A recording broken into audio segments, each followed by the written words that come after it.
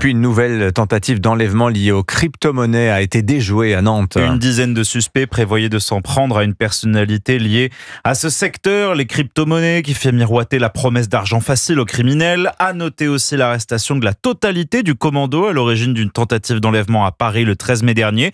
Les enquêteurs sont sur la piste d'un commanditaire unique derrière tous ces kidnappings, un donneur d'ordre situé au Maroc, Jean-Baptiste Marty. C'est en perquisitionnant les domiciles des suspects impliqués dans ces enlèvements que les policiers font un premier rapprochement entre ces 4 affaires. À chaque fois, une liste de noms en lien avec la crypto-monnaie des chefs d'entreprise, par exemple, est retrouvée.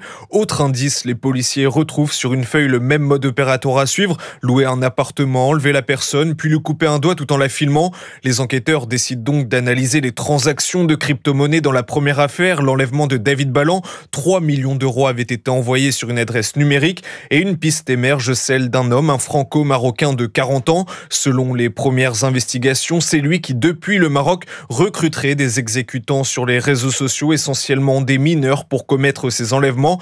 Une vingtaine de suspects ont ainsi été interpellés en France ces derniers jours. L'enquête se poursuit pour remonter au commanditaire présumé qui pourrait avoir d'autres complices.